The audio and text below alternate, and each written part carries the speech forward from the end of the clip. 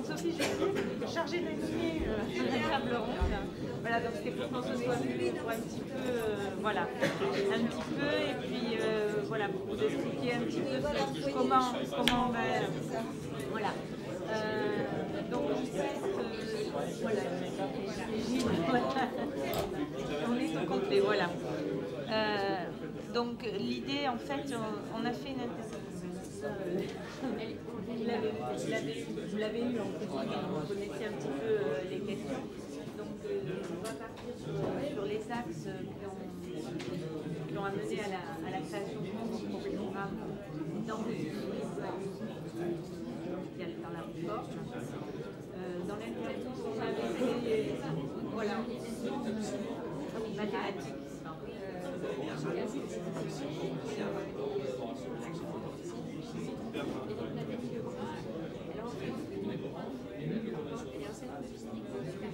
Voilà, dans le supérieur. Donc, c'est que voilà, présenter les axes de mon dernier nouveau programme, les nouveaux programmes, on va dire, votre ressenti sur la connexion que vont avoir les étudiants. Donc, savoir, quand on a fait l'interview déjà, donc, sur la partie SBC, vous a expliqué qu'en fait, c'était stabiliser les fondamentaux et ne plus rentrer autant dans les détails que ce qui avait pu être fait sur les anciens programmes. Donc c'est justement cette approche-là qui va un petit peu véhiculer Il a arrêté de passer.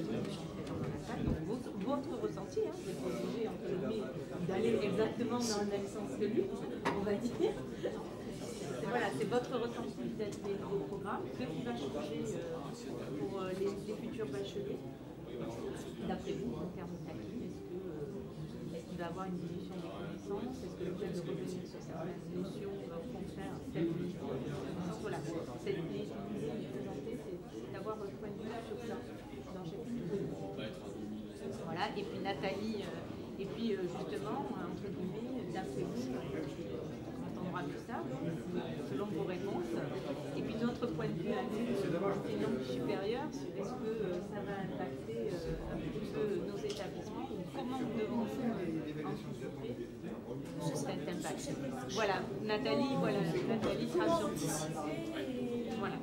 On va s'y faire évoluer les choses en commun. Voilà, l'idée est voilà, je vais faire une présentation globale, puis je vais vous laisser la parole. Voilà, c'est pour avoir cette organisation-là. Globalement dans la salle, la ressembler hier au dîner, voilà. Voilà.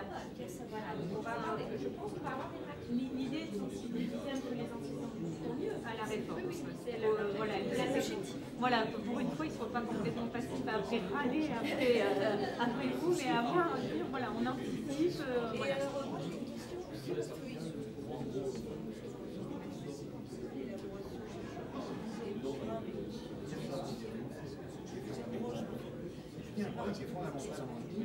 D'accord.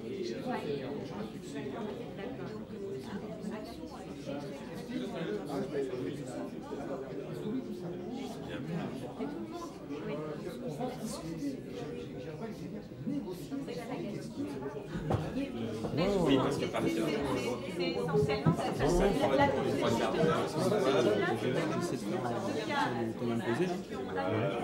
Le thème, c'est celui que je m'avais donné. Non, mais c'était juste sérieux, je parlais. Non, mais moi je voulais faire.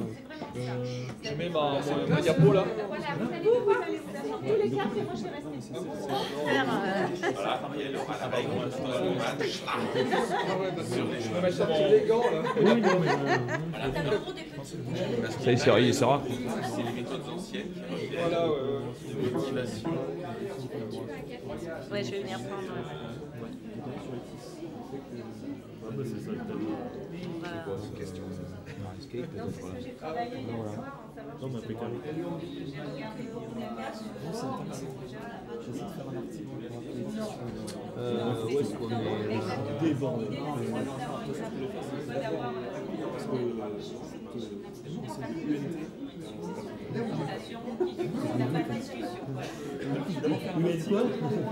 Je vais d'abord faire un article pour présenter ces UNT. Non, voilà, l'idée, c'est ça. Elle a pas allié un Voilà, l'idée, c'est un petit peu... ça fera un rejeu sur le. Ouais, mais là, actuellement. Oui, mais ça, c'est. Et quand tu regardes la tête de Brice et de Samy, tu comprends. Parce que, en fait, les deux personnages, maintenant, ok, on l'a vu, mais alors il y a des trucs là. Déjà, j'ai repoussé 3 fois. Et je regarde. Et aussi, par rapport aux images, tu vois, il y a des retours entre les enseignants, les étudiants, il y a l'évolution.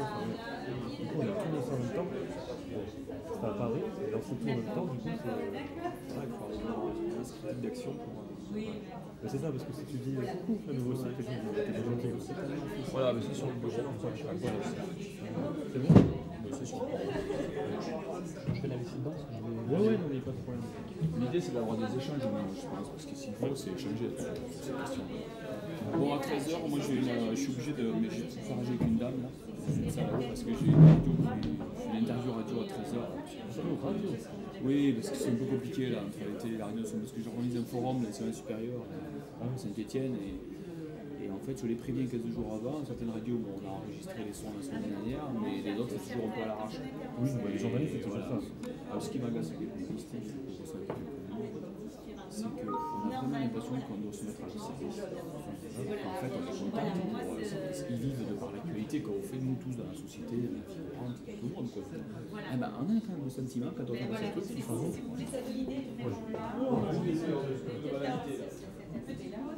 pense que c'est important parce que voilà, je pense que l'idée est vraiment d'expliquer parce que autrement vous avez en général les enseignants du supérieur.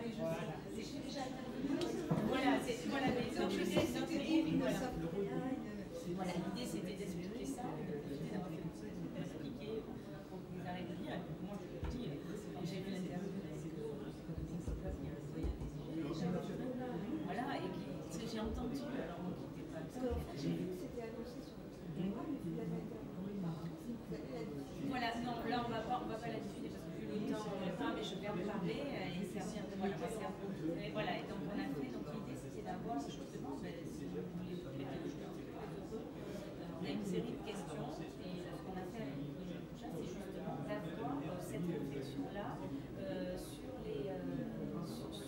sur la réforme, de manière justement à pouvoir parler du monde, l'expliquer à nos collègues, il y a des objectifs et que c'est pas forcément se limiter les mettre à tout changer derrière, de s'adapter, d'essayer d'adapter. Je veux dire, oui, bien sûr. Moi, je suis comme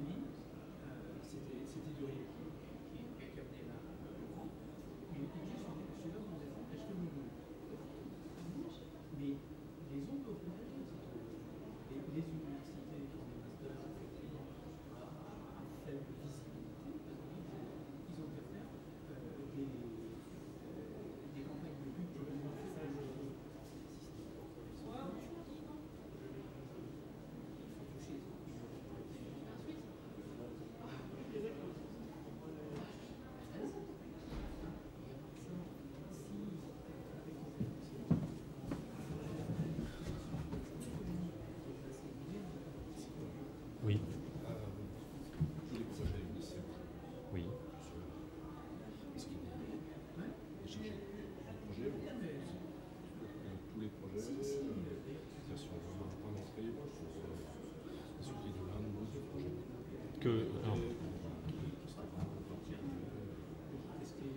Alors, ça dépend. Quand tu parles d'un projet, c'est par exemple un projet que l'université machin. Ouais. Alors ça, en fait, si tu as une différence entre les projets typiques uniciels, menés par l'UNICEF, et les projets d'établissement qu'on finance. Encore une suggestion. Plutôt, on te propose avant la reprise de l'après-midi. Parce que là, en fait, il y a plein de choses à... Ah oui, d'accord. Ouais. Qu'est-ce que tu en penses? Oui. Okay. Et comme ça, après, ils peuvent soit le déguster dans l'après-midi. Oui, d'accord. On le diffusera toute l'après-midi. Oui, on fait comme ça. D'accord. Alors, suivant le projet, oui, on est deux porteurs. En fait, on est deux intermédiaires. Donc, soit Marie Pétarlongo, soit moi. Et après, nous, on va relayer en fonction de la personne, si une personne plus adaptée. Par exemple, la pédagothèque, il faudrait que tu discutes avec Manuel et Marie. Donc, Marie en premier point et Manuel après. Marie, c'est vraiment celle qui va être témoin bidon. Bon, Manuel, franchement, politique. Plus la partie opérationnelle. Ouais, bah c'est Marie. C'est Marie qui fait le boulot. Ouais, elle doit traîner dans un sens.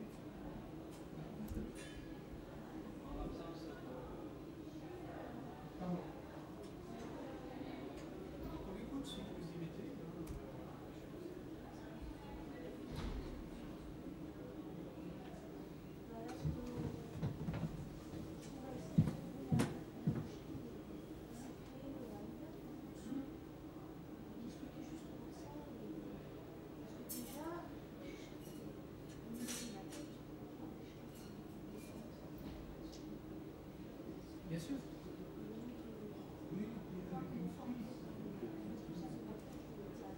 Avec de la place.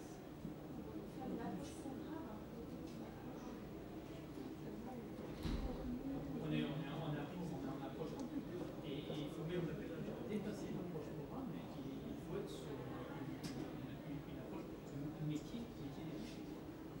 On est vraiment sur la démarche. Déjà, si on arrive déjà à l'approche programme, ce sera déjà. Mais si tu fais ton objectif en modalité, ensuite tu remontes un compte, tu fais ton programme, et ensuite tu remontes un compte, tu fais ton programme. Voilà, c'est faire là, la nouvelle collection, c'est la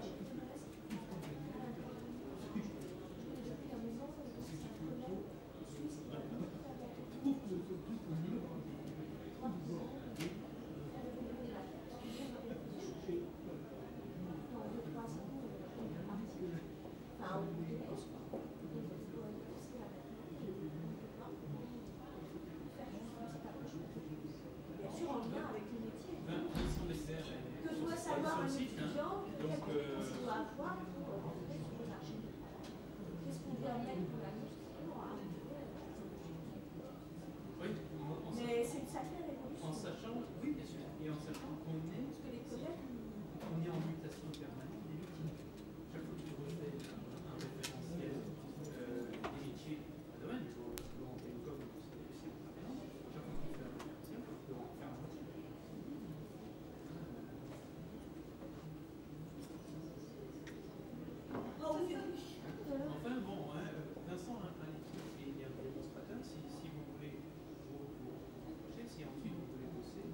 veux bien. Jeter un coup d'œil effectivement, puis j'en parlerai avec Frédéric Chirin dans le groupe. Ah oui, non, mais dans le groupe pédagogique. mais si tu veux, bon, c'est vrai qu'on s'est mis dessus il y a 10 ans. C'est 10 ans. On avait commencé en 2014 un rafraîchissement qui était simple. Et on avait embauché pour ça.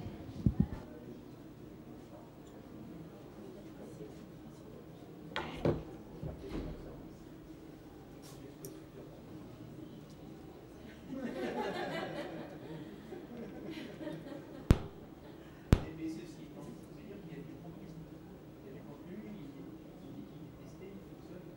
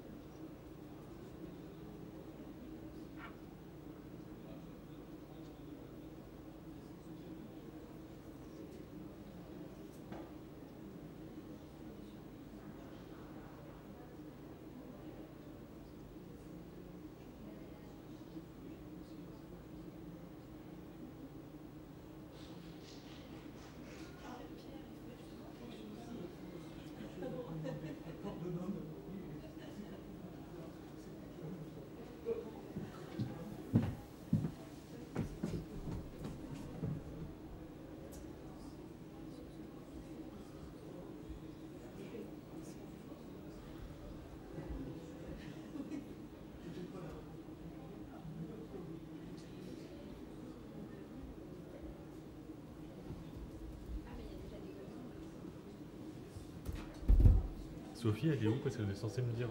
Ça, je te débrancherai.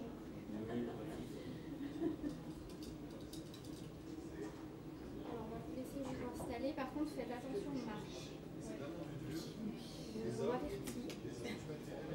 Ça va, il y a, Ben là, il y a une marche. il y a des bandes Il y a des bancs, pour prévenir. on sera assis, décalez pas trop vos chaises parce que Mais à vous mon allez avis, être un peu serré. à mon avis, il faut descendre devant.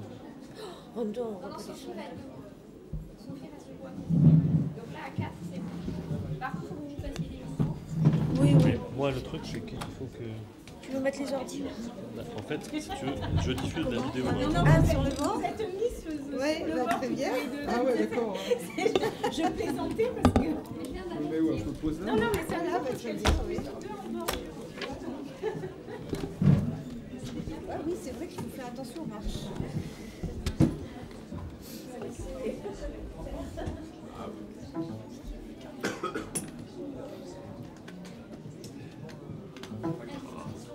Je m'assois. Les 4 assis.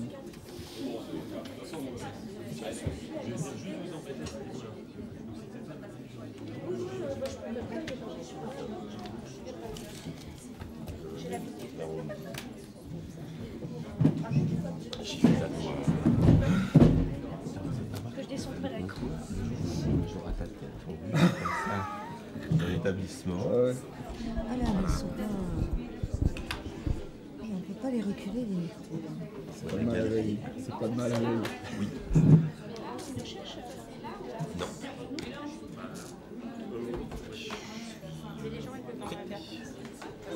Tu travailles à l'université alors? En lycée. En lycée, ah ouais. Ah, mais Et puis mal j'ai lu ce programme. travaillé, oui, mais je suis à lire, enfin, c'est-à-dire que je suis engagée un peu comme vous, Ah oui, dans d'accord. pas mal d'actions. Vous avez de l'eau et des verres. si vous avez Merci besoin. beaucoup. C'est une formation, tout ce comme Ah ça. oui, Et puis d'accord. donc j'ai fait partie ces dernières années, je travaille avec l'inspection pas mal. Donc j'ai travaillé dans un groupe d'experts qui a élaboré le programme. D'accord. justement, du lycée. D'accord. C'est en partie pour ça que je suis là. Ah oui, oui. Ouais. Et puis l'université, bah, ça sera peut-être pour l'année prochaine. C'est prévu. oui, mais je peux te montrer. Ah, bah, je peux comprendre. Ça va me faire bien.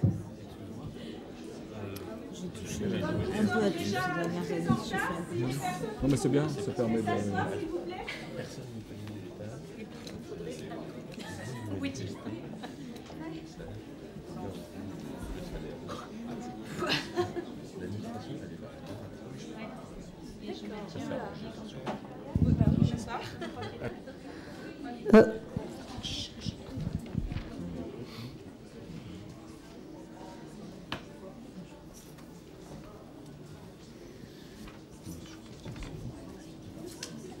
S'il vous plaît, on voudrait commencer. Est-ce que vous pouvez vous asseoir?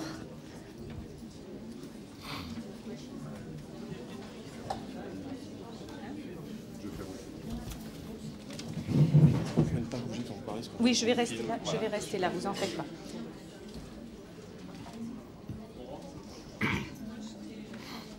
Mathieu, tu veux un rappel, s'il te plaît?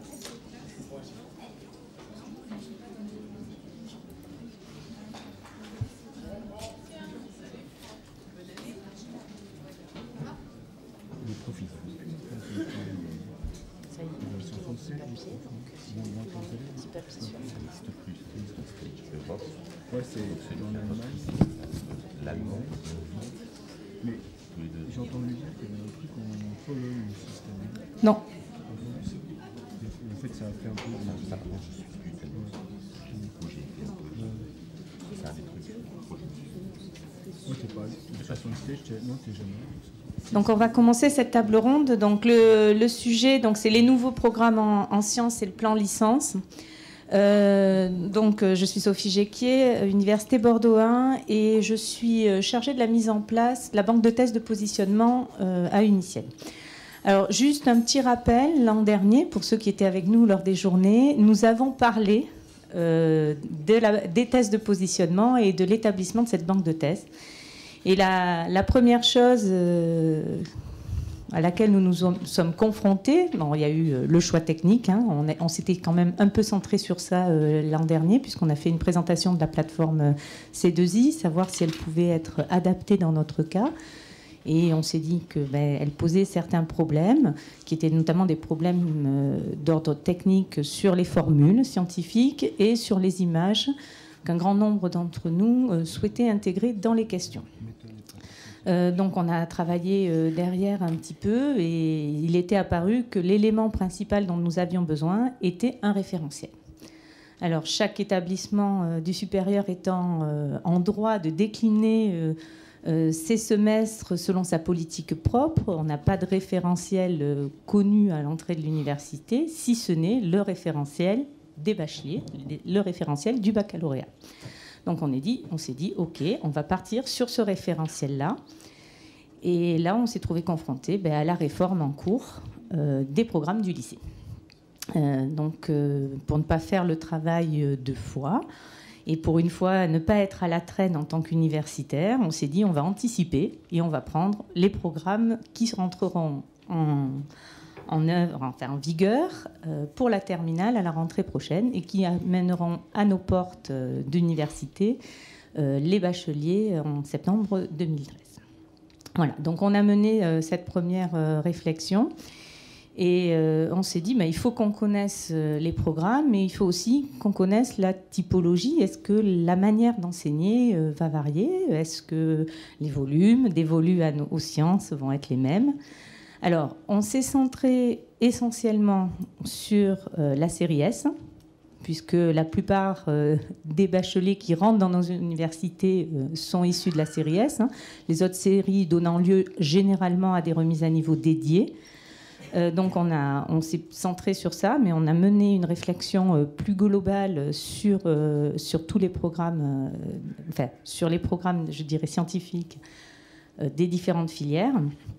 Et en discutant, on s'est aperçu qu'on n'avait pas tous le même ressenti sur ce référentiel. Alors, les personnes les plus à même de valider notre référentiel, c'était les enseignants du secondaire qui, eux, mettent en œuvre et connaissent bien ces programmes. Donc, on a sollicité un certain nombre d'enseignants pour nous donner leur avis, pour valider nos programmes, parce que se pose aussi le problème du vocabulaire. Le vocabulaire qui est utilisé dans le secondaire n'est pas obligatoirement le vocabulaire que nous, universitaires, nous utilisons. Donc ça pose parfois aussi des problèmes de transition non négligeables. Voilà, donc on a travaillé sur ça. Et on a réalisé des interviews. Alors on a demandé d'abord à Philippe Jean-Jacot, qui est présent, donc on ne montrera pas son interview. Et on a demandé à Dominique Rojat, qui est le doyen des IGN en SVT, de nous expliquer la partie des nouveaux programmes. Alors, avant de passer la parole à nos intervenants, on va vous montrer la question 1 qu'on a soumise à Dominique Ronja, parce que je pense que ça va ouvrir le débat, et qui était quels sont les axes qui ont mené à la création du nouveau programme. Et je pense que certains d'entre vous vont être surpris d'entendre ce qui va être dit.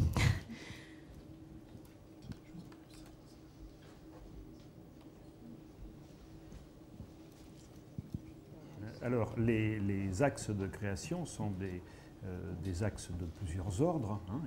Je vais peut-être essayer de me limiter à ceux qui concernent un peu plus spécialement le lien avec l'enseignement supérieur, puisque l'une des préoccupations fortes, c'est justement d'essayer de favoriser la continuité entre le lycée et l'enseignement supérieur. Alors, c'est plus facile, naturellement, à dire qu'à faire, mais l'idée, c'est d'essayer de préparer les élèves de manière qu'ils soient moins soumis à ce défaut souvent présenté par les collègues universitaires, qui est de dire, finalement, ils ont étudié beaucoup de choses dans le détail, mais il n'en reste pas forcément les idées les plus essentielles. Et de ce point de vue-là, si vous voulez, notre préoccupation la plus forte, effectivement, c'est d'essayer de stabiliser davantage les idées clés, les grandes idées, sur lesquelles ensuite on pourrait construire des formations universitaires. Donc c'est vraiment la préoccupation de fond. Alors maintenant, il y a d'autres préoccupations un petit peu plus générales. Par exemple, pour se centrer sur la question de la biologie et de la géologie, on a voulu un programme... Je vais m'arrêter là. Donc vous voyez, donc l'idée de la réforme du lycée, c'était préparer les élèves à suivre des formations universitaires.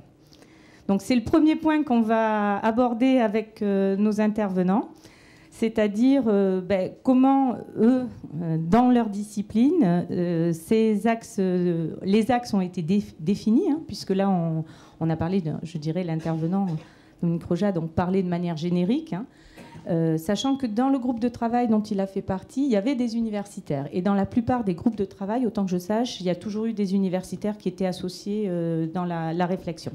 Donc je vous propose que chacun de nos intervenants donc du secondaire, mais qui connaissent aussi bien le supérieur, nous présente les nouveaux programmes, ou les axes approchés dans les nouveaux programmes. Je vais laisser la parole pour les mathématiques à Hélène Lample. Oui, très bien. Je ne sais pas si vous m'entendez, oui. Je vais parler peut-être en resituant d'abord ce programme du lycée dans le cadre de la réforme du lycée, justement, qui intervient sur seconde, première et terminale. Et donc, en ce qui concerne les mathématiques, il y a eu des conséquences directes de cette réforme, mise en place de la réforme du lycée dans l'élaboration de ces programmes de mathématiques du cycle terminal, hein, en première et en terminale. La première modification, c'est les horaires, le volume horaire de l'enseignement des mathématiques en première S, dans le cadre de la réforme. Et maintenant, de 4 heures hebdomadaires, il y en avait 6 dans le cursus actuel au niveau du lycée. En fait, il y a 6 heures en terminale, donc on gagne une demi-heure sur l'année de terminale. Et donc, ce programme a été établi dans cet esprit-là, en tenant compte de ces contraintes horaires.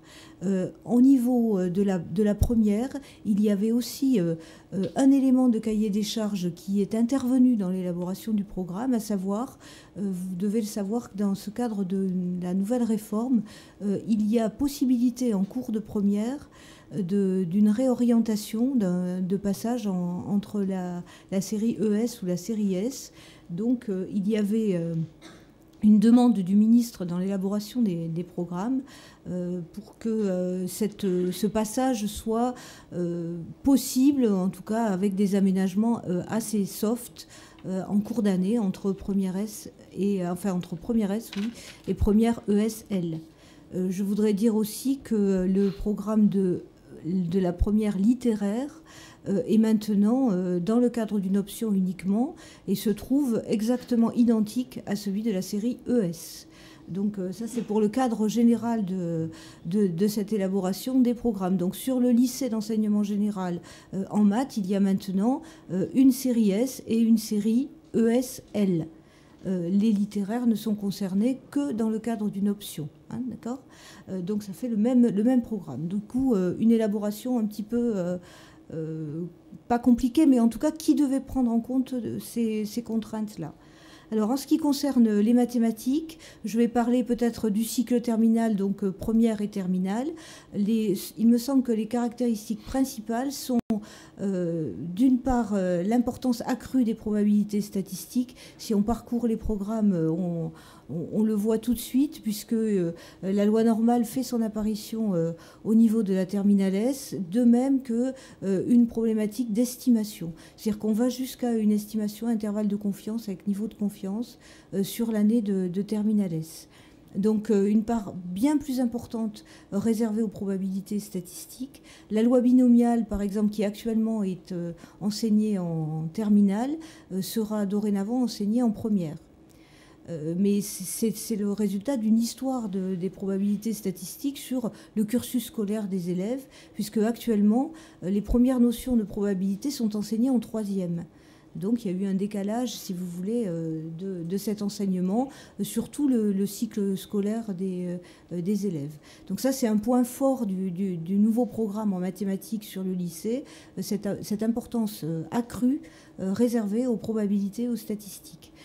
Ensuite, et ça c'est une nouveauté aussi, ces programmes se sont déclinés avec deux axes transversaux auxquels l'inspection générale accorde une importance assez grande, à savoir d'une part l'algorithmique et d'autre part le raisonnement mathématique, c'est-à-dire à la fois les notations, les types de raisonnement et une argumentation précise. Ces deux thèmes sont transversaux, ce qui veut dire qu'ils ne débouchent pas sur des items précis dans le programme, mais doivent être travaillés au cours de toutes les années du lycée. Nous nous attendons d'ailleurs à voir apparaître une question d'algorithmique dès le bac 2011, dès les sujets du bac 2011, parce que les élèves actuellement en terminale travaillent déjà sur ces questions d'algorithmique depuis la seconde. Hein, et donc ça se trouvera conforté dans les nouveaux programmes qui entrent en vigueur l'année prochaine, enfin en septembre 2012 en terminale. Donc ça, ce sont des points qui sont vraiment novateurs sur le programme. Alors évidemment, développer les probabilités statistiques, ça s'est forcément fait avec des choix à effectuer dans d'autres champs du programme de mathématiques. Donc en première S, par exemple, il y a un petit peu moins de géométrie qu'avant. Déjà en seconde, la géométrie vectorielle est essentiellement une géométrie repérée. En première S, il y a de la géométrie vectorielle avec le produit scalaire quand même, qui intervient en première S, qui est resté, pas les barycentres. Les barycentres disparaissent du programme. Et en terminale S, on revient à la géométrie dans l'espace, avec aussi de la géométrie repérée, le produit scalaire dans l'espace. Les barycentres n'y sont plus, hein, ne figureront plus au programme. Les nombres complexes ont été maintenus en terminale S, mais avec leur aspect algébrique et puis trigonométrique. On va jusqu'à la forme trigonométrique d'un nombre complexe, donc on définira bien module et argument, mais les transformations géométriques, l'écriture complexe des transformations disparaît des programmes du lycée. L'étude des similitudes aussi dans le cadre de la spécialité. Actuellement, on étudie les similitudes. Dans le cadre de la spécialité, ça disparaît. Ensuite, en analyse, le positionnement qui a été pris est le suivant. Sur tout ce qui concerne les problématiques des limites de fonction, limites de suite, elles sont à peine initiées en première et donc travaillées essentiellement sur la terminale. Les limites de suite sont travaillées de façon approfondie, pas les limites de fonction. En particulier, la limite de fonction en un point. Donc ça sera effectivement quelque chose à prendre en compte dans le cadre de la liaison lycée-université. On ne va pas aborder là tout de suite la partie d'impact sur nos programmes de premier semestre à l'université, mais on va y revenir après, parce que vous voyez que déjà on a abordé quelques points qui, je pense, doivent parler à certains d'entre nous pour le premier semestre. Je propose de passer la parole à Philippe Jean-Jacques pour la partie physique-chimie. Donc même le micro, c'est fantastique. Même exercice, modification. Donc, enfin, je vais revenir sur donc je suis Philippe Jean-Jacques, je suis en lycée dans la banlieue de Lyon, à Dessines, et donc je vais revenir sur la réforme des lycées, mais aussi je voulais parler, enfin, globalement, pas que pour ma discipline, je pense que vous allez avoir des jeunes qui vont être complètement, qui auront reçu un enseignement complètement différent. Effectivement, on a moins d'heures pour nos disciplines. Nous, en première aussi, on a moins d'heures. On n'a plus qu'1 heure et demie de cours et 1 heure et demie de TP. Par contre, en seconde et en terminale, on garde le même taux horaire. Et ce qu'il faut savoir, c'est que, en plus de leur enseignement disciplinaire, les élèves reçoivent aussi un enseignement d'accompagnement personnalisé. Ils ne sont pas tout seuls avec un prof. Qui est donné par exemple des profs de mathématiques, des profs de physique, chimie, etc. Donc, je peux vous donner mon exemple en première. Donc, on a 3 classes de première, enfin, sur 3 classes de première, on a plus que 3. Sur 1 heure d'enseignement personnalisé, ils ont 4 professeurs différents, donc ils peuvent aller soit faire du français, soit faire de la physique-chimie, soit des mathématiques, soit de la SVT. Donc, alors, soit ils le font en soutien, soit en approfondissement. Globalement, jusqu'à présent, les élèves ont essentiellement fait du soutien parce que le programme est quand même assez... il y a beaucoup de contenu et ils ont un peu des difficultés à tout appréhender. Alors, ce qu'il faut savoir aussi, c'est que le programme a changé. Globalement, il y a quand même les mêmes parties du programme qui reviennent, mais la présentation est différente. Déjà, pour la physique-chimie, il y a une sorte de décloisonnement entre la physique et la chimie. On ne fait plus des cours de physique et des cours de chimie.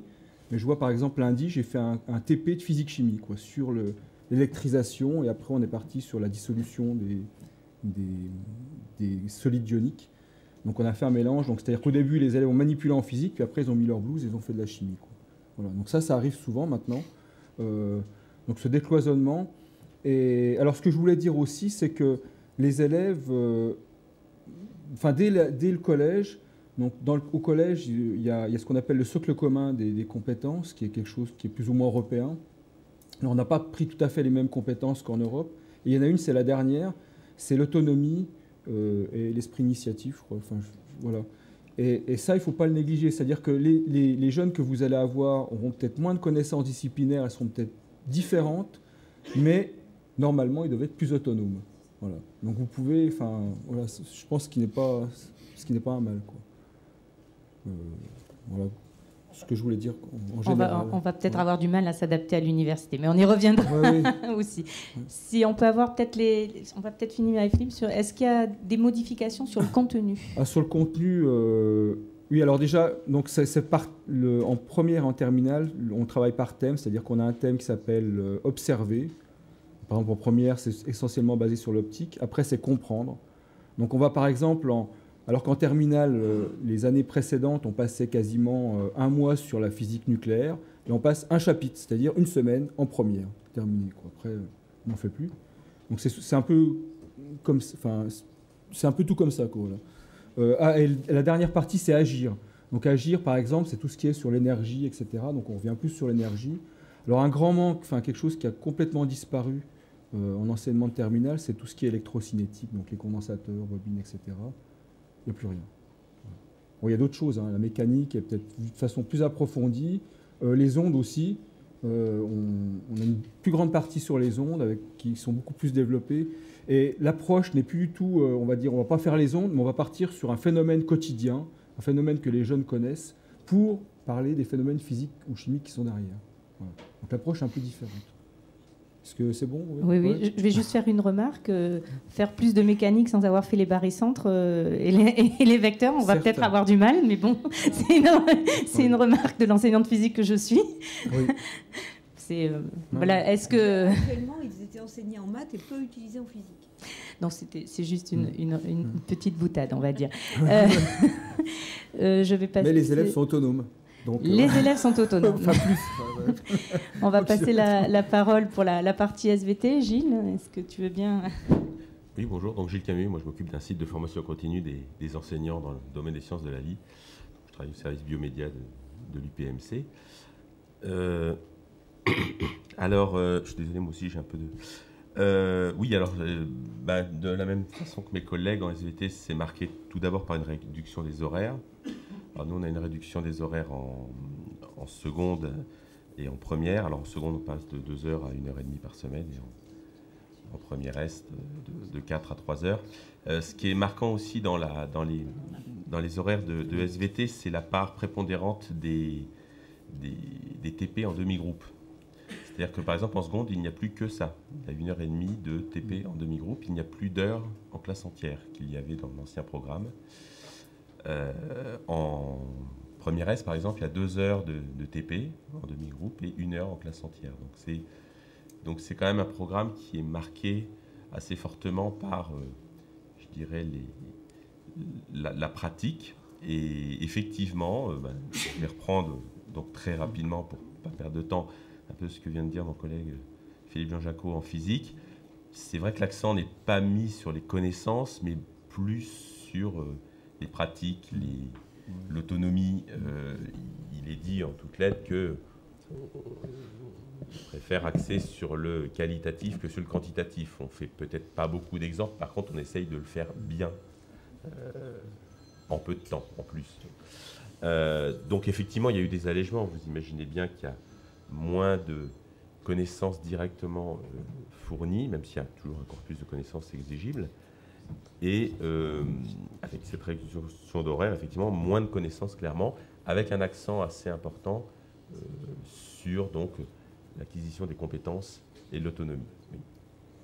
Donc ça risque effectivement de modifier un petit peu le profil des étudiants qui arriveront en L1.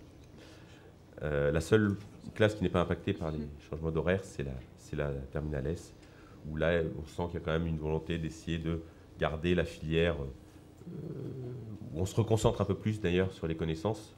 C'est la seule classe où il y a plus d'heures en classe entière qu'en TP, où là, on voit une volonté d'essayer de préparer quand même les élèves vers des études supérieures. Alors maintenant, au niveau du contenu, je dirais que la philosophie générale des programmes, alors là, de toutes les classes du lycée, c'est plus une démarche de donner des connaissances scientifiques citoyennes.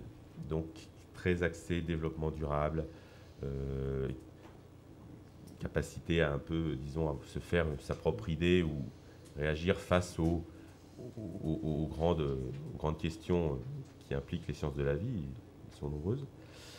Alors organisées autour de 3 thématiques qui sont déclinées sur les 3 années, donc qui sont la Terre, la vie et le vivant, qui sont ce qu'ils appellent les enjeux planétaires contemporains.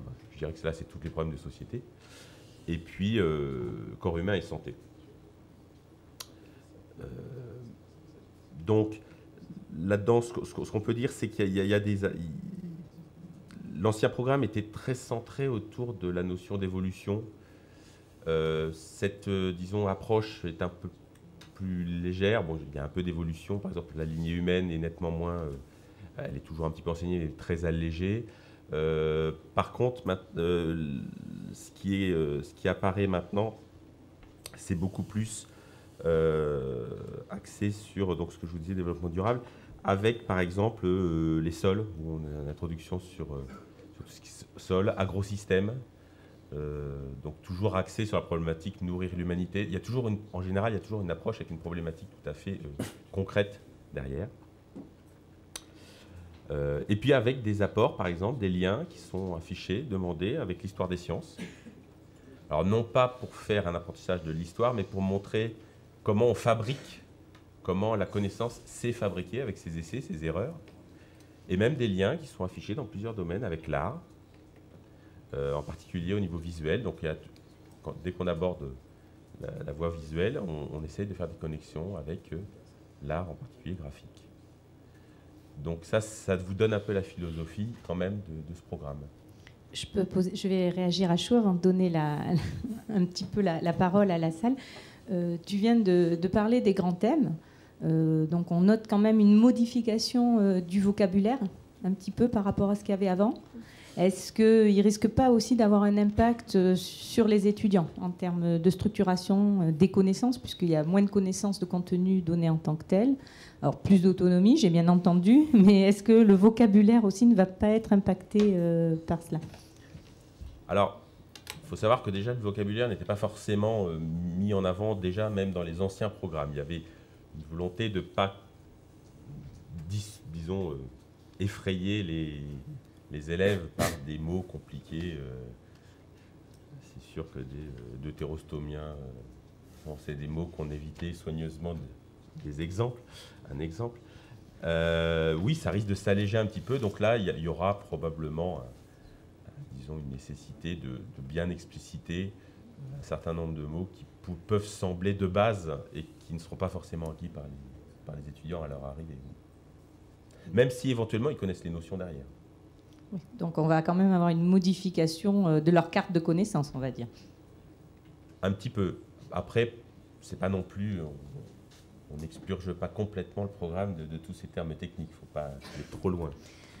D'accord. On a parlé de l'autonomie des élèves. Je vais repasser la parole à Hélène Lampe qui voulait faire un complément sur l'autonomie. Oui, là c'est tout à fait indépendant de nos disciplines respectives, mais dans le cadre de cette réforme du lycée, effectivement, l'autonomie des établissements scolaires donc, a été très largement développée. Ce qui veut dire que chaque établissement dispose, pour chacun des niveaux du lycée, d'un volant d'heures à effectif réduit. Donc on a évoqué l'accompagnement personnalisé tout à l'heure, c'est un autre de ces aspects. Et il relève de la responsabilité de chaque établissement de répartir ces heures à effectif réduit sur les disciplines. Ce qui veut dire qu'on aura très certainement une disparité plus grande sur le savoir des élèves suivant les établissements. Puisque pour certains d'entre eux, on peut privilégier par exemple d'unifier des classes de seconde avec un effectif réduit, mais du coup d'offrir à chacun des élèves le seuil minimum horaire dans chacune des disciplines.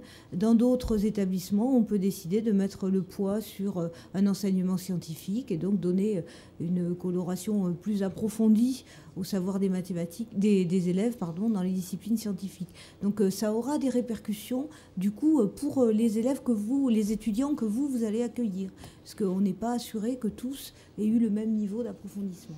Donc on est en train de dire qu'on va avoir des étudiants plus autonomes, avec une structuration différente, venant d'établissements et qui ne vont pas avoir obligatoirement les mêmes niveaux suite aux politiques des établissements.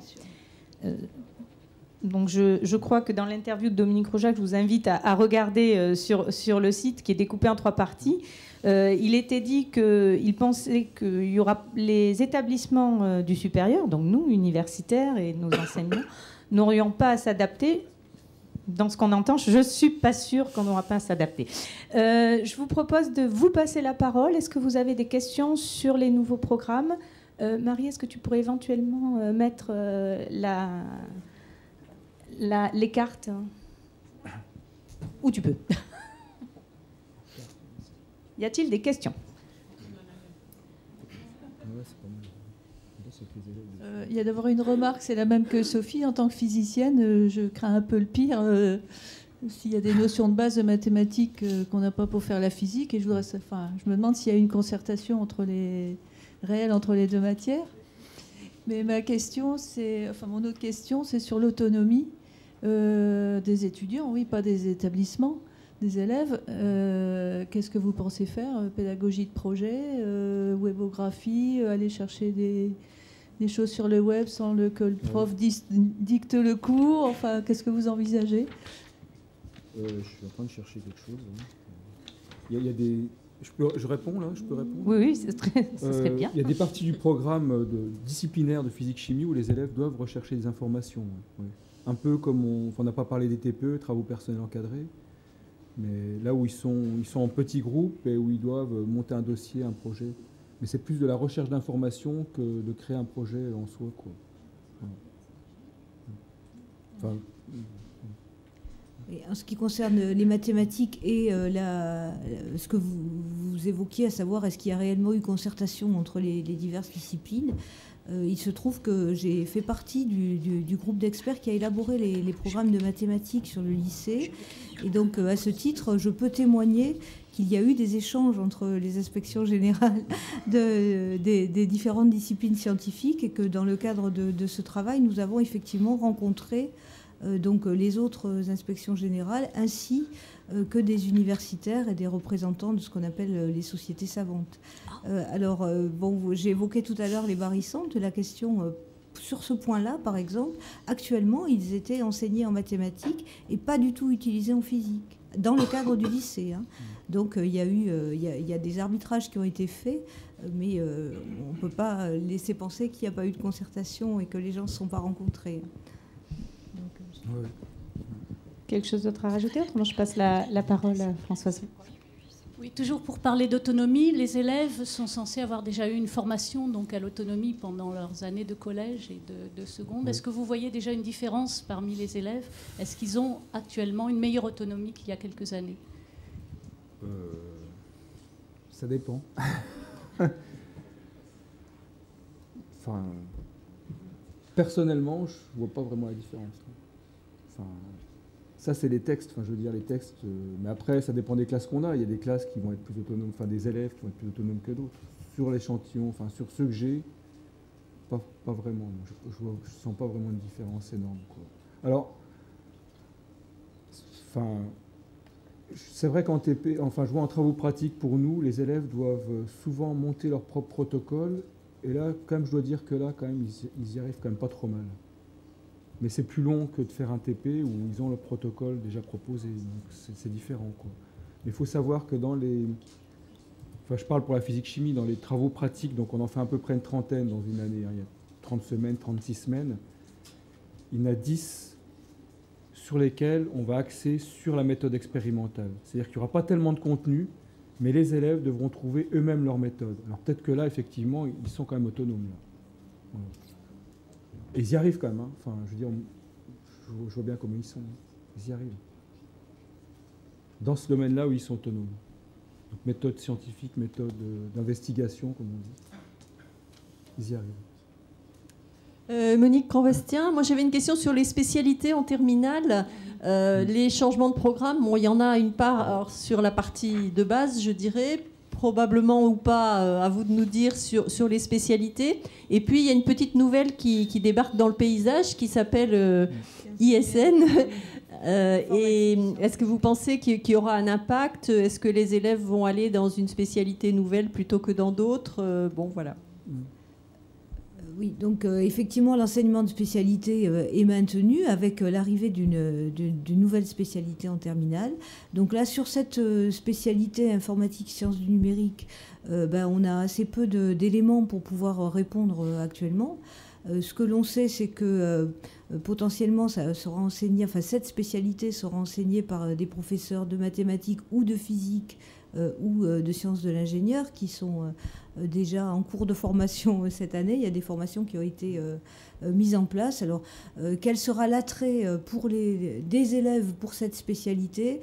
Est-ce que ça va se faire au détriment de spécialités existantes en physique ou en mathématiques? Ça, on ne sait pas trop. Alors, en ce qui concerne la spécialité mathématique, du coup, j'ai dit tout à l'heure que les similitudes avaient été enlevées de la spécialité de mathématiques. L'arithmétique est maintenue, mais on a mis à la place des similitudes, c'est tout ce qui est lié à un enseignement autour des matrices. Et ça, je crois que c'est vrai pour nos 3 disciplines. L'enseignement de spécialité présente un programme qui est formulé en termes de recherche de problèmes. C'est-à-dire que l'esprit, enfin là, vous en parlerez mieux dans vos disciplines respectives, mais c'est aussi le cas en mathématiques. L'idée, c'est de présenter des problèmes qui sont intéressants et ensuite de donner des apports en contenu lorsque ça s'avère utile pour la résolution de problèmes. Donc ça doit être formulé, l'enseignement de la spécialité doit être formulé comme ça. Donc avec les matrices, en mathématiques, en tout cas, l'arrivée des matrices sur la spécialité en terminale S. Pour moi, j'ai terminé. Bonjour Pierre Jarraud.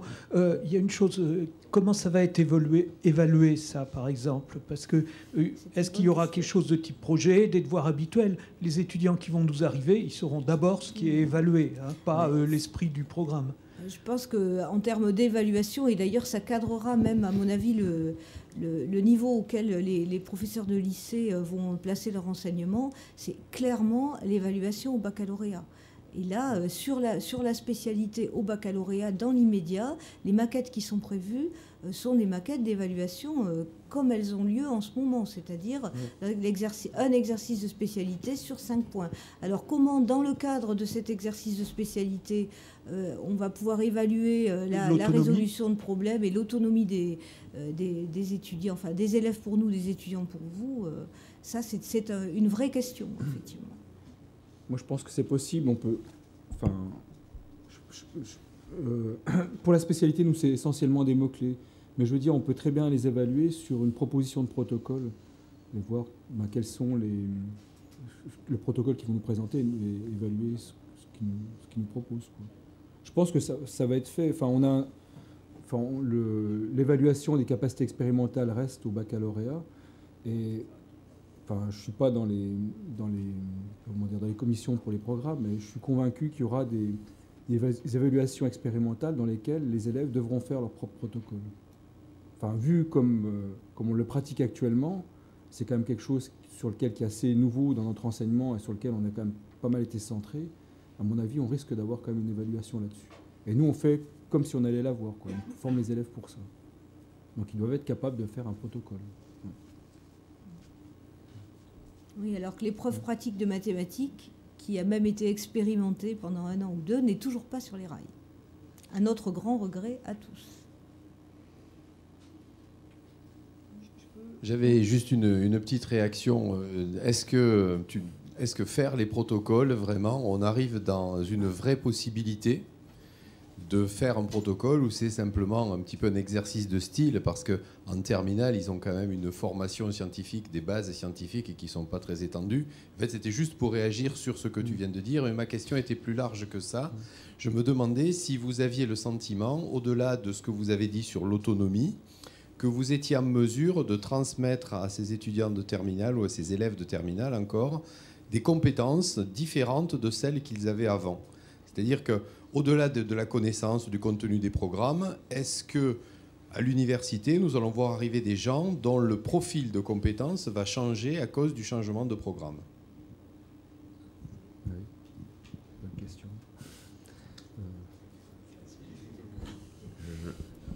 Mon sentiment, ça sera que ça dépendra quand même dans une large mesure de ce qu'en feront les enseignants. Il y a quand même une latitude là-dessus qui est offerte aux profs de choisir un petit peu la façon dont il va mener ses enseignements. Effectivement, il y a des indications, etc., mais c'est quelque chose qui n'est absolument pas codifié. À partir du moment où ce n'est pas codifié de façon très précise, je pense que là, on aura quand même une hétérogénéité surtout dans cette approche dont on parle, d'autonomie, jusqu'où on va aller dans la démarche de mettre les élèves en situation de gérer eux-mêmes un protocole, de le créer, de le réaliser, de les laisser faire des erreurs, jusqu'où prendre le temps de le faire aussi. Ça, je pense, c'est un avis personnel, ça va dépendre des profs. Et donc là, il risque d'y avoir une hétérogénéité dans les compétences des étudiants qui vont arriver en première année. Enfin, je sais pas ce que... Oui, bien sûr. Oui, enfin, il faut dire quand même que la démarche, ce qu'on appelle la démarche d'investigation pour nous, c'est quand même un des axes du programme. C'est-à-dire que les élèves doivent émettre une hypothèse, préparer un protocole pour la vérifier l'hypothèse, puis si elle est bonne, c'est quelque chose d'inductif, quoi. Il y a quand même quelque chose dans le programme. Après, moi je pense que l'enseignant doit l'appliquer quand même, plus ou moins. Enfin, c'est vrai qu'on n'avait pas l'habitude de le faire avant, plus ou moins. Ouais. Mais il y a quand même une nécessité. Je veux dire, le programme existe, on suit quand même le programme, quoi. Je veux dire, après, on ne peut pas partir. Même si c'est quelque chose de nouveau, il faut qu'on s'adapte. C'est sûr que c'est pas évident, quoi. Moi, chez nous aussi, en mathématiques, il est aussi recommandé, bien entendu, de développer l'autonomie de nos élèves dans la recherche d'un problème donné. Et on a vu arriver déjà depuis quelques années à l'examen des questions que l'on appelle ouvertes, c'est-à-dire pour lesquelles, en fait, il y a plusieurs démarches possibles de résolution et on laisse l'élève construire lui-même sa solution. Et lorsqu'on met ça en œuvre dans les classes assez régulièrement, on a parfois de bonnes surprises, effectivement. J'ai même vu des élèves mettre en œuvre eux-mêmes un algorithme alors qu'il n'était pas spécifiquement demandé, mais ils répondaient à la question.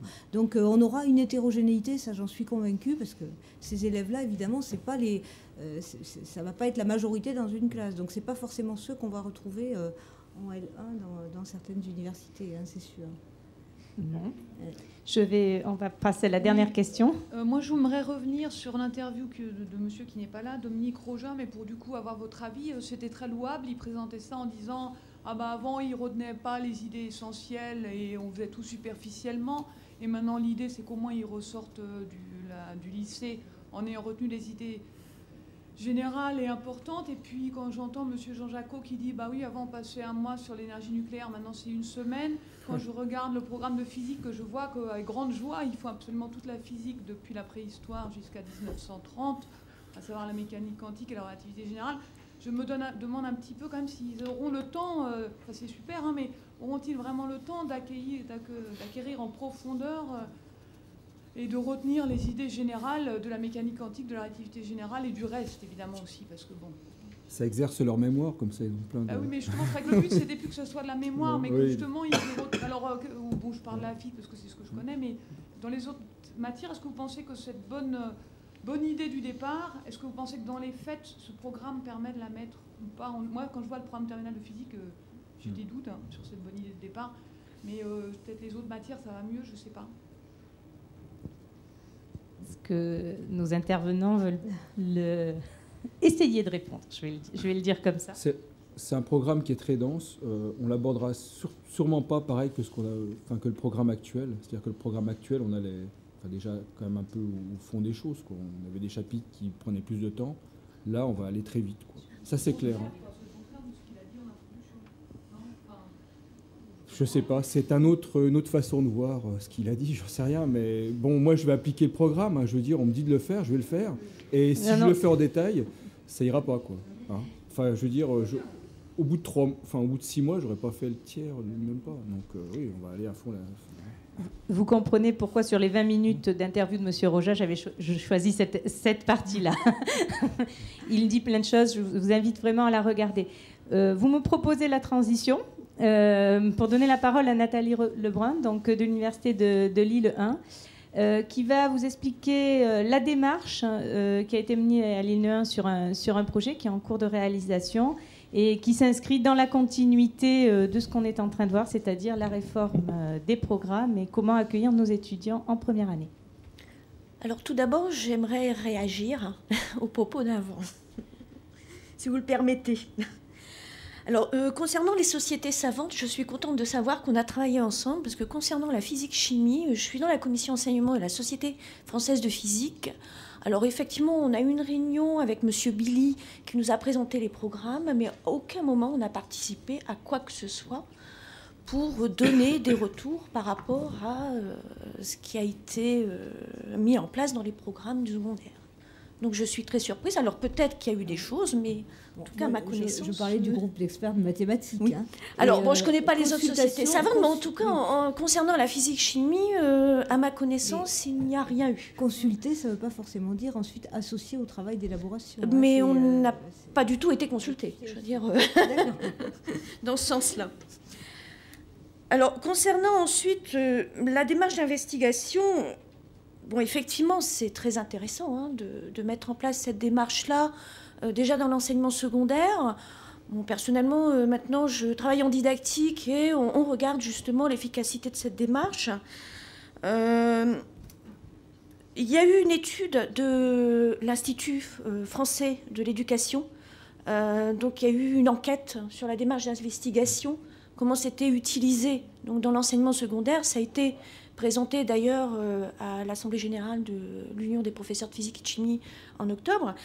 Et on s'aperçoit que derrière, on met de tout et qu'il y a vraiment une difficulté pour les enseignants actuellement. Bon, chacun fait son interprétation actuellement. Et donc, je crains qu'on ait une forte hétérogénéité à ce niveau-là, au niveau des élèves qui vont nous arriver à l'université. Alors, bon, quand j'entends, puis bon, j'avais regardé un petit peu les programmes de seconde, première et terminale. De toute façon, comme d'habitude, l'université va devoir s'adapter. C'est pas la première fois, hein, de toute façon. Donc, on le fera pour mener à bien les étudiants vers des compétences pour s'intégrer après sur le marché du travail, pour avoir l'esprit critique, être autonome et avoir des connaissances solides pour pouvoir résoudre des problèmes au niveau industriel. Donc, mon sentiment pour le moment, mais là, c'est en tant qu'enseignante, point final, pas du tout représentante de l'ILA, c'est que de toute façon, il va falloir reprendre les bases. Ça, c'est clair, hein, à fond. Et puis, ben, on peut espérer qu'avec les bases que nous, on va devoir donc refaire, comme ils auront acquis de l'autonomie, comme ils auront acquis une démarche d'investigation, ben après, ça devrait rouler pour pouvoir résoudre des problèmes complexes en sciences. Alors maintenant, je vais venir sur le dispositif de l'ILA. Alors, il y a deux parties. La première partie, c'est que suite à ces nouveaux programmes, l'Académie de Lille, donc au niveau rectorat, a mis en place un groupe de travail où les universités interviennent. Et il va y avoir donc une journée qui va être organisée, alors je n'ai pas la date, normalement c'est au mois de février-mars, dans ces eaux-là, justement sur les nouveaux programmes, où il va y avoir de rencontres, donc enseignement du secondaire, et université pour discuter donc, de l'impact des nouveaux programmes de lycée au niveau de l'université. Et nous, ça tombe à pic puisque nous commençons à réfléchir sur les nouvelles maquettes pour déposer auprès du ministère. Le deuxième volet, donc ça fait depuis un certain nombre d'années qu'à l'ILA, on met en place des tests de positionnement. Alors, ce que je connais beaucoup, bon, c'est en physique et également en chimie. Et notamment en physique, on s'est beaucoup attaché aux outils, à l'utilisation des outils mathématiques en physique. Et donc ça fait à peu près, si je ne me trompe pas, une dizaine d'années qu'on utilise donc, des questionnaires sous forme papier pour justement faire un état des lieux de l'utilisation des outils mathématiques appliqués pour la physique. Et puis mon collègue en chimie fait la même démarche, donc lui il est plus axé sur la chimie, sur le contenu chimie plutôt que sur l'utilisation des outils mathématiques. Alors suite à ça et suite au programme, donc à l'évolution drastique des programmes de lycée, on a mis en place donc, un projet qui est financé par Uniciel et puis également par Contenu numérique en ligne, qui est en fait un appel à projet interne à l'ILA et qui soutient également au niveau humain et financier pour la mise en place donc, de projets pédagogiques et la mise en place de ressources numériques. Et donc, dans ce cadre de ces deux appels à projets, nous avons commencé à créer des questions QCM à choix multiples en relation avec les programmes du secondaire. Donc, nous avons travaillé sur seconde, première, terminale. Et nous avons plus particulièrement travaillé en relation avec les unités d'enseignement mis en place en première année chez nous, c'est-à-dire l'optique géométrique et la mécanique. Et ce travail se fait en commun entre Lille 1 et l'université de Paris 6. Paris 6 donc, s'occupe plutôt de la mécanique et nous, à Lille 1, on s'occupe plutôt de l'optique géométrique. Et donc, on a mis en place 75 questions par thème qui sont actuellement en cours de numérisation au niveau du service d'enseignement sur mesure médiatisé, donc le SEM basé à Lille 1. Alors, comment on a procédé ? D'abord, on a été dépouiller les programmes du secondaire. On a mis en place un référentiel à partir de ces programmes-là. Et puis, on est allé voir dans les livres du secondaire comment étaient présentées les notions. Et là, on s'est aperçu, c'est là qu'on a été un peu catastrophé. On s'est aperçu qu'il y avait beaucoup de qualitatif et beaucoup moins de quantitatif. Et donc nous avons essayé de travailler à partir de là pour mettre en place les questions. Ensuite, nous avons un projet qui est interne à Lille 1 qui s'appelle le projet Demain l'université, mais qui est aussi, oui, en relation avec les autres universités, Lille 2 et Lille 3 me semble-t-il. Et à partir de là, on travaille avec des enseignants du secondaire. Donc on a rebondi sur ce projet pour demander aux enseignants de secondaire de regarder les questions que nous avions créées. Notamment en termes de vocabulaire et en termes de compétences éligibles ou pas éligibles. Parce que c'est beau d'avoir un programme officiel, mais on s'aperçoit qu'il n'est pas totalement suivi. Hein, et pour des raisons multiples. On vient d'en parler. On vient d'en parler. Je te vais demander de... donc là, on s'aperçoit qu'il y a des compétences qui sont dans le programme qui ne sont pas éligibles, en fait. Alors moi, pour conclure, ce que je propose au niveau du NICIEL, c'est au niveau des appels à projets qui vont être plus axés sur les QCM, c'est vraiment de travailler avec les enseignants du secondaire pour avoir des questions qui sont adaptées au vocabulaire et puis adaptées aux compétences exigibles du programme du secondaire. Merci. Voilà. Merci Nathalie d'avoir raccourci un petit peu. Juste donc, pour conclure, donc, Nathalie a présenté le projet. Donc, je vous avais dit en introduction que c'était en effet le projet banque de tests de positionnement dont Nathalie vient de parler. Je voudrais remercier nos intervenants parce qu'ils ont eu la dure tâche de vous présenter un programme sur lequel vous alliez réagir. Donc, c'est pas évident de défendre ce genre de situation, de se défendre dans ce genre de situation, ou de se trouver acculé, on va dire, dans ce genre de situation. Malgré tout, on a aussi travaillé ensemble sur les référentiels. Donc, vous voyez derrière, qui sont en fait, on a repris les programmes. Et à partir de ces programmes, donc ils ne sont pas visibles, hein, ce sont des cartes mentales, mais on a repris l'ensemble des programmes de sciences pour le lycée dans le cadre de la réforme. Et à partir de ça, on a essayé d'extraire donc un référentiel pour la terminale S, référentiel qui va nous servir pour la banque de tests de positionnement. Et on leur a demandé de valider ces référentiels-là. Donc c'est aussi pour cette action-là que je souhaiterais les remercier, parce que devoir valider la vision d'enseignant du supérieur sur des programmes du secondaire n'était peut-être pas obligatoirement très facile. Donc merci beaucoup et j'espère qu'on va pouvoir continuer, comme le disait Nathalie, à travailler ensemble dans ce projet.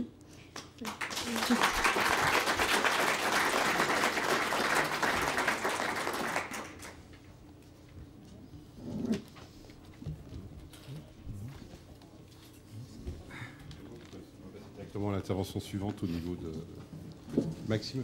On passe directement à l'intervention suivante, c'est plus simple.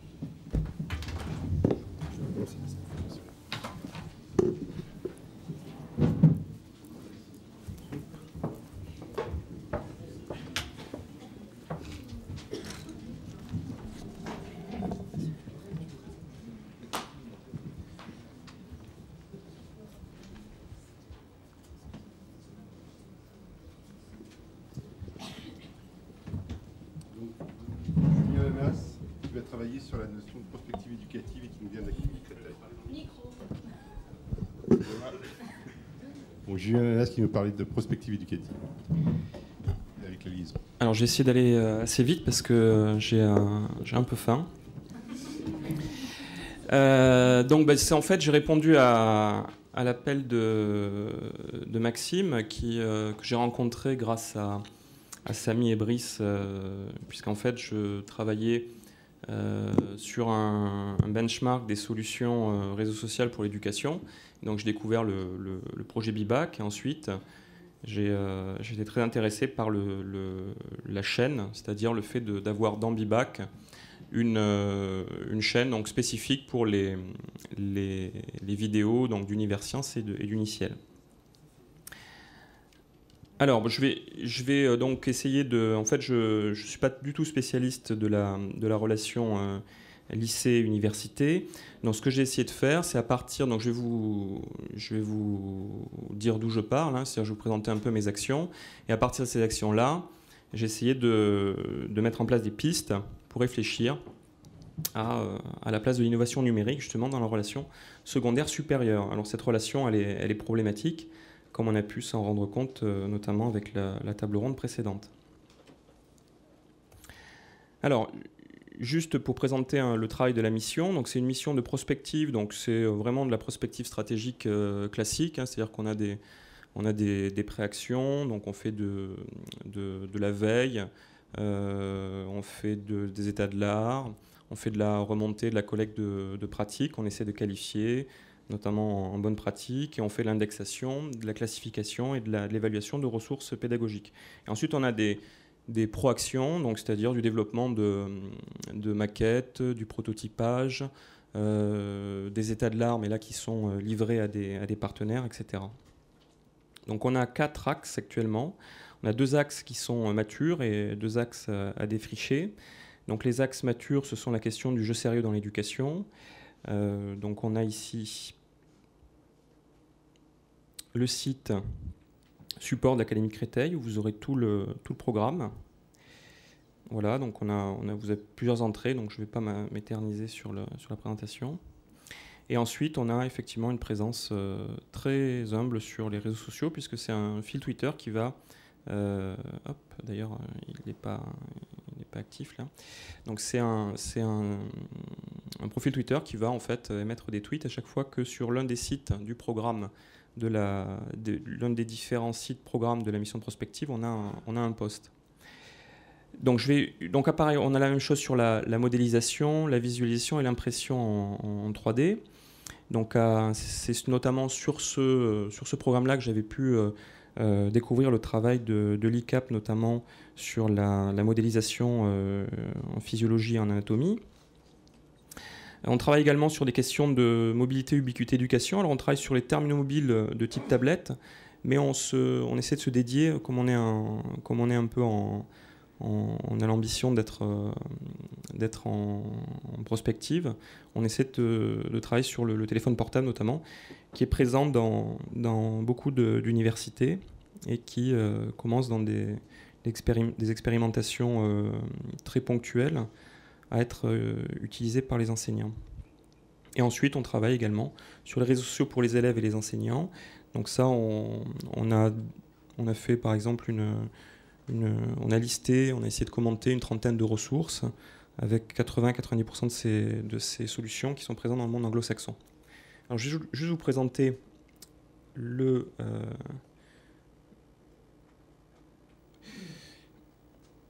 nos actions. Alors je présente bien, mais c'est pas mon métier.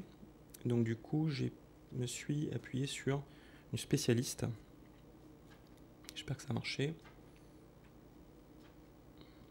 Non, ça marche pas. Qu'est-ce qu'il me dit? Alors, il fait une mise à jour du cache pour les polices de caractère. On va peut-être essayer de l'arrêter.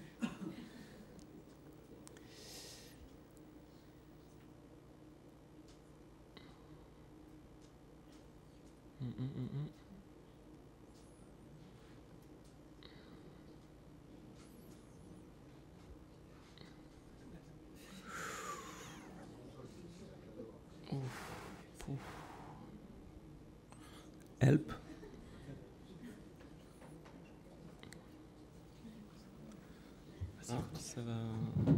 Ça va partir, je sens que ça va partir là.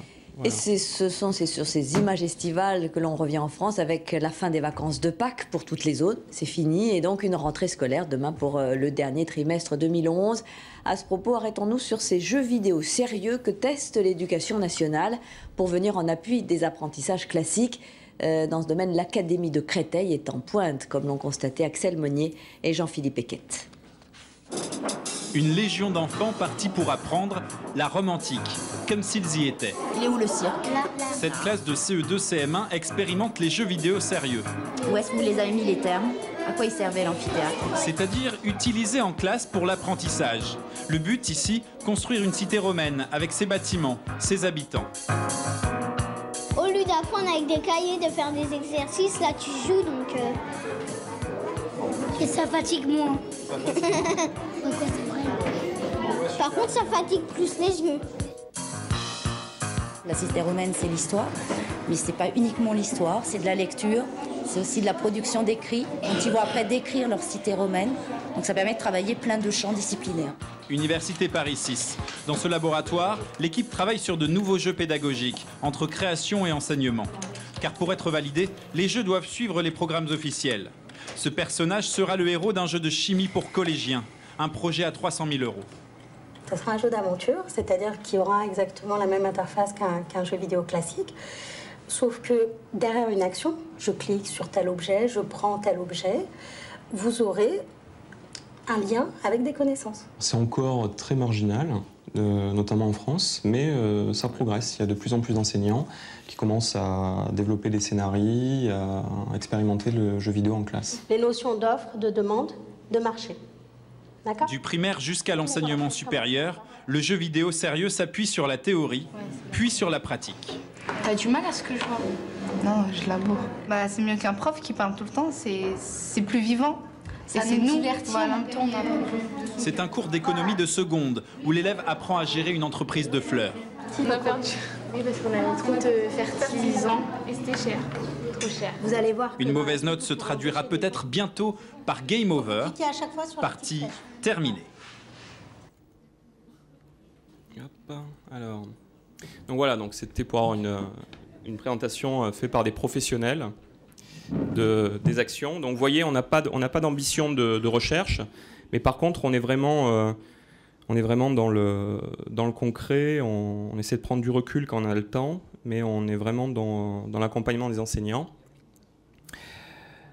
Donc juste je vais revenir sur rapidement, une petite dizaine de minutes, je vais présenter les pistes que j'ai pu déceler. Donc dans la relation lycéen-supérieur, dans la relation lycéen-étudiant et dans la relation enseignant secondaire et enseignant du supérieur. Donc, dans la relation lycéen-supérieur, c'est vrai que la première question, c'est la question d'orientation qui se pose. Alors, c'était juste pour présenter un peu les contraintes technico-pédagogiques auxquelles on est confronté actuellement, puisqu'on a des portails comme ça de ressources, alors qui sont très simples, mais qui oblige quand même à une prise en main. Et pour ces prises en main, dans l'orientation, on va avoir donc une autre utilisation du jeu sérieux. Là, on a, donc c'est la plateforme que vous devez connaître qui s'appelle Admission Post-Bac. Et là, on a le 20 janvier, donc la semaine prochaine, on va avoir non, c'est pas la semaine prochaine, c'est vendredi d'ailleurs. On va avoir un jeu sérieux qui va être publié donc pour permettre aux lycéens de découvrir la procédure d'admission post-bac à travers en fait, ils font du tutorat ou du mentorat, c'est-à-dire qu'ils vont coacher un avatar, un lycéen virtuel qui a un projet d'orientation. Donc voilà la part des jeux sérieux dans la relation avec l'enseignement supérieur, et notamment le monde de l'université. Il y en a d'autres. Alors ce jeu serait, je ne vais pas vous le présenter, mais c'est un jeu qui est un outil de diagnostic pour les personnels qui s'occupent d'orientation. Et ensuite on a Technocity, qui est un jeu, mais qui s'adresse plutôt pour les métiers techniques, donc pas forcément pour l'université, pas uniquement. Alors ça, c'était la première piste, hein, c'était passer par des mises en situation dans une modélisation virtuelle de l'université pour faire comprendre son organisation, ses personnels, ses fonctions. Et après, donc, en passant je vais juste associer l'orientation à la course d'orientation. C'est vrai que dans le lien, lorsque les lycéens découvrent l'établissement, les lycéens découvrent l'établissement, donc l'université, à travers souvent des portes ouvertes, à travers des événements, donc de la communication événementielle, la fête de la science, etc. Et c'est vrai qu'on a des moyens de rendre ça peut-être plus attractif, plus ludique pour les lycéens, pour accroître l'audience de ces événements qui sont vraiment fondamentaux pour le développement de l'appétence des lycéens pour les filières scientifiques, mais aussi pour la découverte de l'université. Donc je m'appuyais juste ici sur un petit logiciel qui s'appelle Scavenger, donc SCVNGR, qui est un logiciel de réalité augmentée. En fait, c'est un peu comme Foursquare. C'est-à-dire qu'on va checker à des endroits, sauf qu'ici, l'université a la possibilité de faire son propre parcours. C'est-à-dire que l'université va pouvoir, en fait, à travers une chasse au trésor, faire découvrir ses départements, la constitution de ses départements, ses personnels, les fonctions de ses personnels, etc. Donc voilà un peu pour ma première partie qui est un peu, oui, effectivement, factice, mais c'était donc travailler sur les questions d'orientation et de courses d'orientation. Alors la liaison lycéen-étudiant, la liaison lycéen-étudiant, elle est faite souvent de manière informelle sur les réseaux sociaux, et c'est vrai que c'est pas forcément très efficace. On aurait la possibilité d'accentuer cet aspect-là à travers des réseaux sociaux communautaires, donc comme Bibac, c'est-à-dire permettre, ou d'autres, de permettre à des étudiants de parrainer de manière virtuelle, donc avec une moindre efficacité, mais aussi une exigence en investissement de temps qui est moindre également. Et ensuite, toujours par le biais d'une plateforme Internet, on aurait la possibilité de mettre en place des projets transversaux. Alors c'est ce qu'on a fait avec l'Académie de Créteil. On a un concours de création de jeux vidéo dans l'Académie. Et ce concours de création de jeux vidéo, il bénéficie en fait, les équipes qui vont concourir dans ce concours de création bénéficient du parrainage d'écoles d'ingénieurs ou d'universités. On a plusieurs parrains. Et donc on a des étudiants qui vont, alors là c'est quand même technique, c'est pour le génie logiciel, qui vont parrainer une équipe et qui vont faire découvrir en fait à des élèves ce qu'est le statut donc d'étudiants, de doctorants, etc. Ensuite, on a les questions de portfolio. Alors, on a le e-portfolio, donc qui a été un peu défini concrètement par le biais du réseau social de l'université de Versailles-Saint-Quentin. Et on a le portefeuille d'expérience et de compétences. Alors ça aussi, c'est un moyen de permettre, si ça descendait dans le secondaire, ce genre d'initiative, ça permettrait quand même d'avoir un suivi dynamique des compétences qui seraient déclarées par les élèves. Puisqu'en fait, dans le secondaire, on a de plus en plus d'outils d'auto-évaluation où l'élève va déclarer sa compétence et c'est l'enseignant ensuite qui va valider pour affirmer ou infirmer cette déclaration. Alors ensuite, on a aussi la possibilité, maintenant on a des outils, alors là je prends par exemple deux exemples, la Khan Academy qui est assez connue, donc au départ c'est un corpus de ressources vidéo, et ce corpus de ressources vidéo a été didactisé par cet éducateur, et en fait il a fait un arbre de ces vidéos, il a fait une arborescence où il y a une progressivité selon il a défini sa propre progressivité par rapport à ce qu'il ressentait, par rapport à son expérience d'étudiant. Et donc on a un arbre de compétences qu'on va pouvoir développer comme ça et en autonomie. Alors il y a des outils, donc ça c'est la Khan Academy, c'est un peu figé, il y a des outils qui permettent également de faire son propre parcours vidéo didactisé. Donc là j'en cite un, mais il y en a d'autres. Alors c'est un réseau qui s'appelle, un outil qui s'appelle BeLearner, qui est fait par la société RDNet, et qui permet comme ça de joindre des vidéos et d'associer des vidéos à des seuils ou à des exercices très simples qui vont pouvoir permettre de passer d'une vidéo à l'autre. Alors c'est vrai qu'il y a énormément de ressources vidéo, notamment dans les banques des UNT. Donc ça serait un moyen de les exploiter. Alors, pas dans la transmission de savoir, mais peut-être dans la découverte des savoirs. Et surtout, ce qui est fondamental, c'est l'acquisition de compétences méthodologiques. C'est-à-dire savoir quel est le continuum entre le secondaire et le supérieur sur l'acquisition de compétences méthodologiques, pour ne pas se retrouver dans n'importe quel Titan, Sisyphe ou d'autres qui vont à chaque fois reprendre des cours de méthodologie à chaque passage de niveau. Alors, dernier point, c'est la question de la collaboration possible avec entre les enseignants du secondaire et du supérieur, notamment sur l'acquisition de compétences technopédagogiques, donc d'utilisation des outils TIS pour la pédagogie.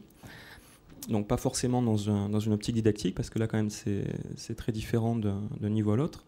Mais en termes de pédagogie, c'est vrai qu'on a eu un bel exposé ce matin de l'importance et des enjeux qui sont liés à ça. Et donc il y a les enseignants du supérieur pourraient s'inspirer en fait des enseignants du secondaire.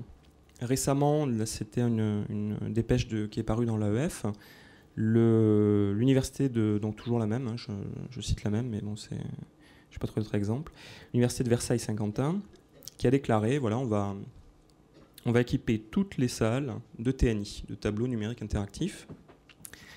Et donc là, il faut savoir que ce TNI qui apparaît, ou ce VPI, vidéoprojecteur interactif, qui apparaît dans le supérieur de manière de plus en plus massive, bah, il est présent dans le secondaire depuis peut-être plus longtemps. Alors, je suis historien à la base, mais je n'ai pas de source fiable pour étayer mon affirmation. Mais en tout cas, il y a déjà des ressources qui existent pour la prise en main du TNI. Alors, je viens de l'Académie de Créteil, donc je vous présente des ressources qui sont faites par l'Académie. Mais on a par exemple une collection de ce qu'on appelle nous les médiafiches, c'est-à-dire alors ça peut se présenter sous forme de fiches PDF, mais c'est aussi des tutoriels vidéo, et différentes collections, donc lignes d'usage, comment faire, zoom sur des fonctions, des prises en main.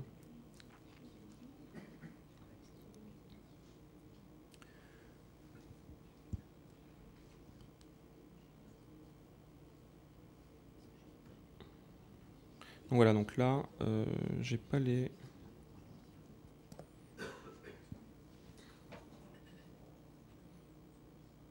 Je ne suis pas tombé sur une ressource je suis pas tombé sur un lien avec des ressources vidéo, mais il y a des ressources vidéo qui sont attachées à la plupart des mises en pratique.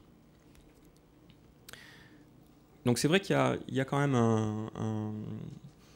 une expertise des enseignants du second degré dans l'utilisation des TIS et des outils numériques pour la mise en œuvre des savoirs, pour la médiation du savoir.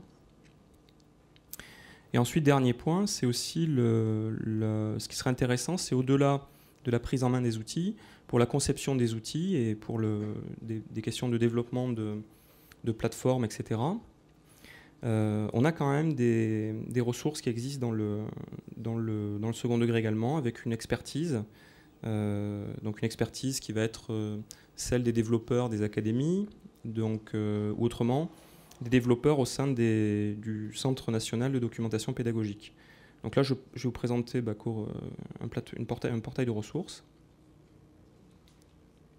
Donc c'est le portail de ressources Corelis, qui permet en fait de simplifier l'accès à des lots de ressources qui peuvent être également des ressources interactives. Donc on a à la base ce qu'on appelle un SSO, un Single Sign-On, c'est-à-dire qu'on va s'identifier sur la plateforme et ensuite on n'aura pas besoin de s'identifier sur les plateformes partenaires qui mettent à disposition les ressources. Donc on a ce genre de choses et ensuite, et là je reciterai à nouveau l'ICAP, puisqu'en fait c'est vrai que les enseignants du second degré sont très présents sur les réseaux sociaux. Alors bon, il y a un biais, j'ai du mal à voir quelle est la présence des enseignants du supérieur sur les réseaux sociaux, mais en tout cas, ça ne m'a pas paru aussi vif, aussi bouillonnant que la présence des enseignants du second degré. Et là, je voulais présenter juste ce qu'on appelle un hashtag sur le réseau Twitter. Donc, c'est-à-dire un mot-clé qui permet en fait de taguer. Bon, je vais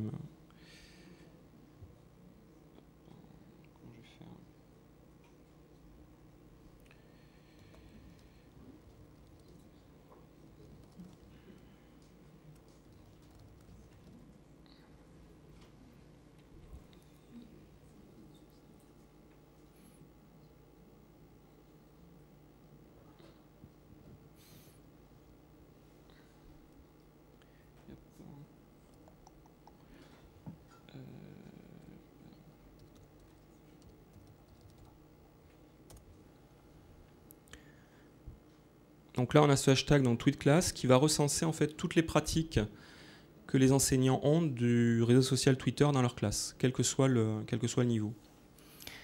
Et on a également accompagné de ce hashtag une carte sur Google Maps qui permet de recenser dans l'Hexagone, mais aussi dans toute la sphère francophone, les enseignants qui utilisent Twitter dans leur classe. Donc là aussi, on a des communautés de pratiques qui sont formelles, informelles, plus ou moins construites, qui existent dans le second degré, qui ont développé une expertise et qui pourraient permettre donc d'initier le changement la conduite du changement dans le supérieur. Alors je voulais citer l'ICAP également parce que dans ces réseaux, notamment dans le réseau dans lequel je suis, on a, grâce à la présence de l'ICAP sur des salons comme Ludovia, etc., on a eu la chance de pouvoir échanger avec des personnels intéressés et travaillant dans les TIS qui s'occupaient donc du supérieur. Voilà, donc je vais laisser quand même 5 minutes de questions. Je vous remercie.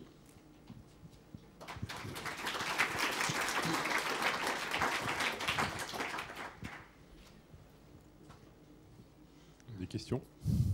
Des réactions?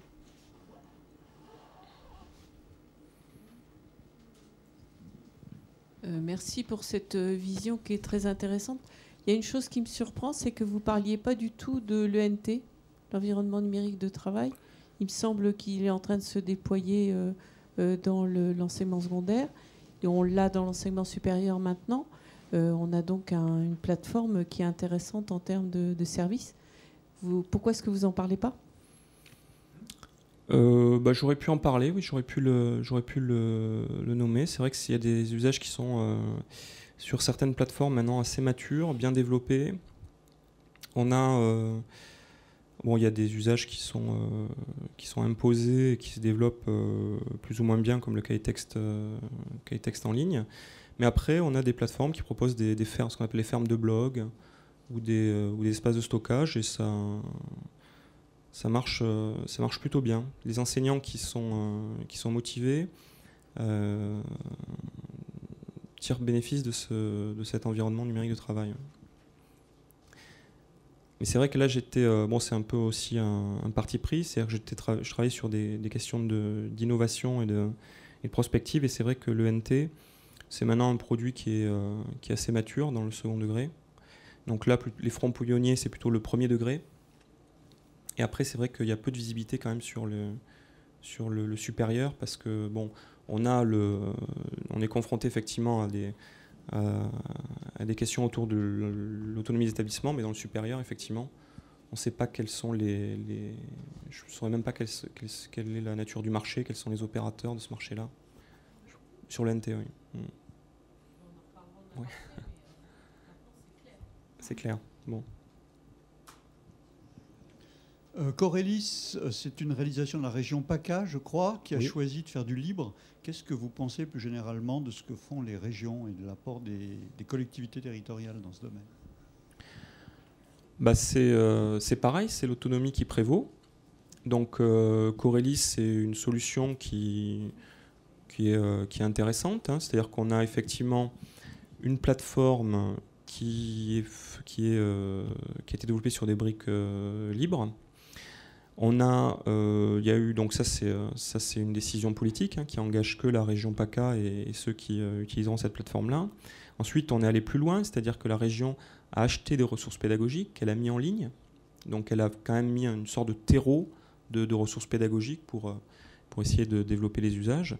Et là encore, elle allait loin parce que du coup, elle a fait des choix pédagogiques sur ces ressources-là. Alors tout ça s'est fait en relation très étroite avec le CRDP et avec l'académie. Mais là, on a vraiment une politique volontariste d'une collectivité. Et donc, moi, je trouve ça intéressant. Après, à savoir si ça correspond. Ça correspondait bien à des territoires. Ensuite, Corélis a été... donc ça, c'était pour la région PACA. Ensuite, il y a eu Coré-Prime pour une commune. Et ensuite, il y a eu cours d'école pour les Bouches-du-Rhône. Donc ensuite, la plateforme a été implémentée à différents niveaux, différentes échelles des collectivités territoriales.